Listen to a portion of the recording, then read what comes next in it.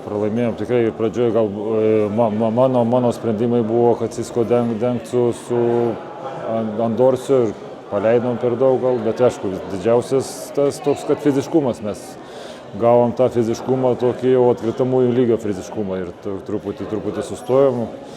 Nepakrito puolime metimai, bet čia ne apie puolimą kalba, atsilaikau, kad gynyboje darė su mumis, ką norėjo, taip pat per daug lengvai viskas ėjosi, tai čia tokius ir pamąstymų daug yra. Žalgiris buvo per tą fiziškumą geriausiai besiginanti komanda, dabar gavo tokį kaip lakmuso popierėlį, keista, kaip paleidot tą fiziškumą iš savo rankų, kaip jie perspėjo. Gal truputį keista, nes pradžioje liktai norėjom su tai didesniais žaidėjais pradėti ir kad tą fiziškumą kažkiek tai atstovėti, bet visiškai nieks nepavyko pirmam kėlinukui ir tada šiek tiek kažkada truputį ir bandėm grįžti, bet vis tiek to neužteko, matėsi, kad varžovai truputį atsipalaiduoja ir tada mes grįžtam tik tai tada, bet kai jie susiema ir mes tokie tikrai neparodėm savo tikrą veidą šiandien.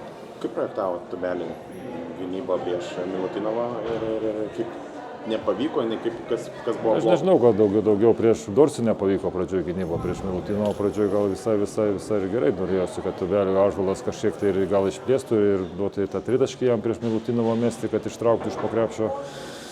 Man toks vaizdas pirmas, kad pradžioje jis nebuvo, nes daug didelio pasirinkimo toj pozicijų neturim. Tik tai antroji pusė jau daugiau Milutinovas gal po krepšių mumis daužė, kaip sakyt, bet vis tiek daugiau, kad nesugaudėm Dorsio. Tuo ir pataikymas pakankamai šlubavo, ypatingai pirmoji pusė, tos 3 kėlinis, čia po ketvirtam jau sukrito ir tritaškai.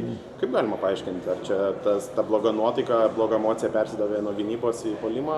Tai gal viskas kaip visą laiką, mes dabar kaip šnekam, kad mes daug rungtynių pirmaudavom, dabar pradėjom, gal šiek tiek pralaiminėjom, gal čia kažkiek yra irgi reikia mokėti pralaimint žaisti.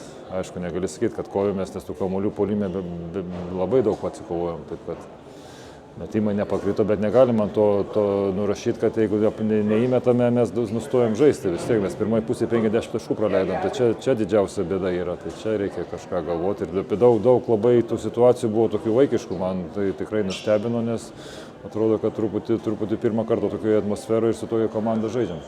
Atrodo, po ilgos pertraukos tikėtumėtės reakcijos, bet tada vėl atrodo, jie sportavo 11-2, 19 taškų per 5 minutės. Kaip neužsikūrė? Nežinau, irgi čia dar reikia pasižiūrėti, bet tikrai galvojom, kad tarp su tokiu žaidimu, ką buvom, pirmoji pusė tik -14 ir galvojau, kad tikrai dar galim kažkiek tai kabintis, bet kaip ir sakėt, tai trečiam kėliny viską sustatė jie labai greitai savo vietas, taip kad čia kažkiek tai ir nuliūdino, kad mes po pertraukos išėjom taip labai viską per lengvai davėm, kai turėjom dar baudų, ypač pradžioje, ir davėm tiek metimų susimest, taip kad tikrai daug tokių klaidų vaikiškų ir kur neturėtume jau daryti šitoj sezono stadijoje. Atrodo, kad ir nepradžioje pradėti skaityti minutės, žvelgiant į Dubajų. Taip, žinoma, nes vis tiek turim už 46 ir 5 valandų rungtynės ir dar reikia iki to Dubajaus nukeliauti, taip kad ir turim jau dabar viskas pamirštas rungtynės, nes kitos labai greitai padaryti išvadas ir toliau. Išvykoje tikrai bus sunku ir Dubajui bus sunku, taip kad vienas pralaimėjimas, bet einam toliau, nes nėra kada nei per daug, kaip sakiau, nei per daug džiaugtis, kai laimėdavom, nei per daug liūdėti, kai pralaimim. Sekančios rungtynės ir darom išvadas ir judam toliau.